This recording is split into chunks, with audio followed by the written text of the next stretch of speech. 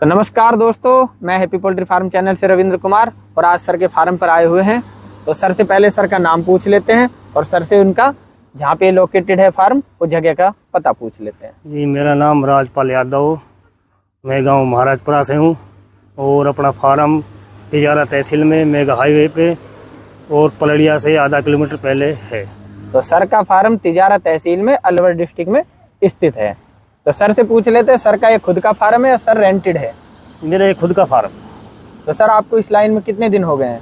मेरे को इस होगा 22 साल हो गए। तो सर को आपने सुना 22 साल इस लाइन में हो गए हैं। तो सर आप कॉन्ट्रैक्ट फार्मिंग करते हैं या खुद के चूजे पालते हैं? खुद के पालते। तो सर एक आपका जो फार्म है ये हाईवे से काफी नजदीक हमें दिखाई दे रहा है, तो इसके सोर्स से आपको कोई प्रॉब्लम या चूजों को कोई प्रॉब्लम आती हो? नहीं, किसी तरह की भी कोई प्रॉब्लम नहीं आती। चूजे आते हैं, उसके बाद में धीरे धीरे अपना आप उसको पता चलता है, अगर आवाज है तो इससे कोई दिक्कत नहीं आती। तो सर हमने काफी फार्मों में दिक्कत देखी गई है कि हार्ट अटैक आने की प्रॉब्लम चल जाती है। जैसे चूजा ग्रोथ लेता है, बाहर में अगर कोई शोर होता है तो हार्ट अटैक की प्रॉब्लम होने लगती है फार्म में। तो वो आपको आती दिक्कत है या नहीं आती है? वो इस तरह की कोई दिक्कत नहीं आती है कि उसको बाढ़ पड़ जाती। जैसे आप रात को लाइट बुझा रहे हो, एकदम से अगर आप फार्म के अंदर लाइट बुझाओ तो बच्चे एकदम से आवाज करेंगे, एक दूसरे के ऊपर चलेंगे। और आप डेली कट कर रहे हो लाइट को तो उसको कोई परेशानी नहीं पड़ेगी। नहीं सर, फिर भी कोई तेज गाड़ी से हॉर्न बजता हो, यानी कि आपकी मोर्टेलिटी इस लोट में जैसे आपने बेचा है कितनी हुई थी? इसमें हुई है जी 400 मोर्टेलिटी। 400। कितने चूजे थे सर आपके इस फार्म में? 10,200 थे।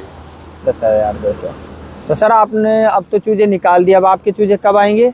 ये हमारा चूजे अभी इसकी सफाई होगी, बर्तन धोएगा, फिर इसकी स्प्रे होगी, उसके बाद नया रेट डलेगा, उसके बाद चूजे आएंगे हमारे। सर फार्म में कहते हैं कि दो फार्म अगर नजदीक हो तो उनमें कम से कम भी 50 से 60 फुट का गैप होना चाहिए। वो हमें आपके फार्म में दिखाई नहीं देता है। वो ज्यादा मेल गर्मी का ही टाइम में दिक्कत आती है उसकी, जिसकी जो गर्माई हीट होती है वो हीट बाहर निकलने में ज्यादा दिक्कत आती है। इसलिए हमने एक फार्म नीचे बनाया, एक ऊंचा बनाया जाएगा। इस साइड से हवा चलेगी तो इसमें उसमें टकराएगी और उसमें पार हो जाएगी हवा। तो सर एक चीज हमें और बताइए कि आपने ऊंचे नीचे बनाए हैं और आपने किस दिशा में बनाए हुए हैं? ये जी उत्तर दक्षिण है। तो सर फार्म पूरब से पश्चिम होते हैं, शायद आपने उत्तर दक्षिण बनाए हुए हैं। हाँ जी। तो सर उससे कोई आपको दिक्कत परेशानी? नहीं, कोई दिक्कत कोई परेशानी नहीं है। तो सर आपके जो फार्म है कितने चूजों का फार्म है? ये 3,500 चूजों का जी। तो सर इसकी क्या कॉस्टिंग आई थी जब आपने फार्म बनाया था? इसका जी 5 लाख रुपए आ गए थे इसमें लागत। 5 लाख रुपए आ गए थे। तो सर ने फार्म जो आप देख रहे हैं यह फार्म काफी जमीन से ऊपर बनाया हुआ है और इसमें इनकी कॉस्टिंग लगभग 5 लाख के आसपास आ गई थी। और आप देख पा रहे होंगे सर ने ऑटोमेटिक का सिस्टम लगाया हुआ है और सारे बर्तन इनके काफी अच्छी कंपनी के हमें दिखाई दे रहे हैं। तो आप जब भी कोई फार्म बनाते हैं तो उसमें अच्छे बर्तनों का इस्तेमाल करें, अच्छी पाइपों का इस्तेमाल करें। चाहे आपकी कॉस्टिंग थोड़ी ज्यादा आ जाए लेकिन उनकी लाइफ टाइम थोड़ी ज्यादा होती है। अब सर से बात कर लेते हैं दूसरे फार्म की जो इन्होंने। सर आपने जो दूसरा फार्म बनाया वो कब बनाया है? ये 3 साल पहले बनाया है जी। तो सर उसमें कितने चूजे आ जाते हैं और उसकी क्या कॉस्टिंग आपको पड़ी? उसमें 5,000 चूजे आ जाते हैं। तो सर आपको आपकी उसमें कितनी लागत लगी? उसमें 7 लाख रुपए। तो सर ने जो पहले फार्म बनाया था उसमें उनकी 5 लाख की लागत लगी थी और सर ने जो बाद में बनाया वो 5,000 का है, उसमें उनकी 7 लाख की लागत लगी है। और वह भी जमीन से काफी ऊपर है, हम आपको दिखाते चलते हैं। यह जमीन से काफी ऊंचा इन्होंने बनाया हुआ है। दर्शकों के लिए हम सर से पूछ लेते हैं कि सर को जो ये लोट सर ने निकाला है इसमें क्या लॉस या क्या प्रॉफिट इनको हुआ है। तो सर एक बार इस बारे में थोड़ा बता दीजिए। जी, ये 22 रुपए का चूजा आया है मेरे। तो सर को 22 रुपए का चूजा आया। तो सर क्या आप कैलकुलेटर से निकाल के दिखा रहे हैं? हाँ, कैलकुलेटर से निकाल के दिखा रहा जी। 22 रुपए का तो अपना होगा चूजा जी। हाँ जी सर। और 10 रुपए का होगा अपना एक्स्ट्रा खर्चा। तो सर ये एक्स्ट्रा खर्चा किस चीज का होता है? लेबर का आ गया और जी दवाई का आ गया। ठीक है जी। हाँ जी। और इसने 250 ग्राम खाया इसने फीड।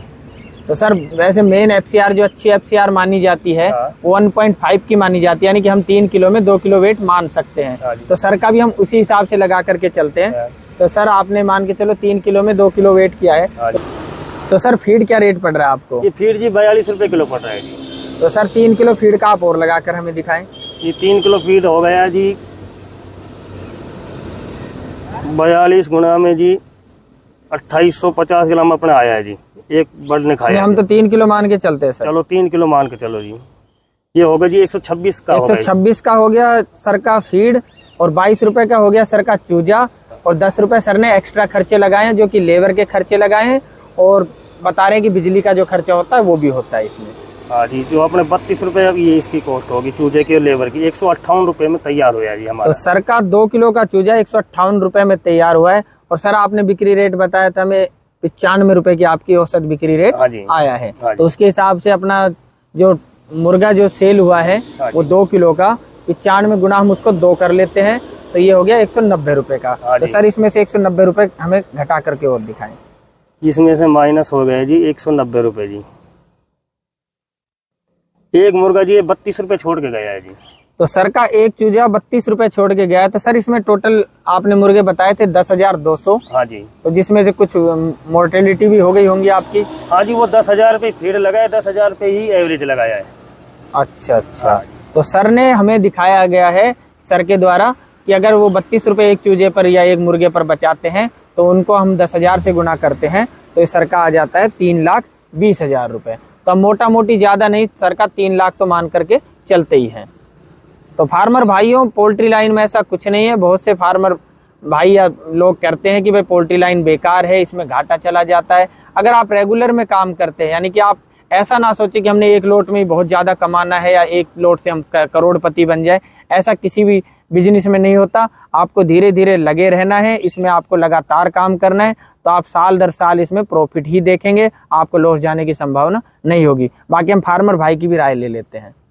नहीं, ऐसा तो नहीं लगे, रेगुलर डालेगा कभी तेज बंदा तो चलता है, लेकिन फार्मर साल में प्लस में ही होता है।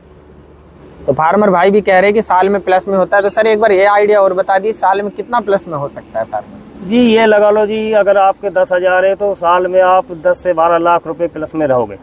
तो सर ने हमें बताया कि साल में फार्मर भाई अगर 10,000 का फार्म करते हैं और फार्म खुद का होता है और सही से मेहनत करते हैं तो 10 से 12 लाख रुपए कहीं नहीं जाने वाले हैं। तो हम सर क्या 10 से 12 नहीं तो 8 लाख तो हम मान करके चल ही सकते हैं, क्योंकि सर ने अभी हमें प्रॉफिट फिलहाल 3 लाख का दिखाया भी है।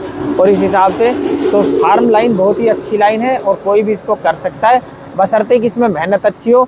सर ने हमने अभी सर को देखा है, काफी अच्छे से मेहनत की है और काफी अच्छे से फार्म को इन्होंने बनाया हुआ है। जबकि सर के फार्म बहुत नजदीक है, तब भी इन्होंने काफी अच्छे से इसको बनाया हुआ है।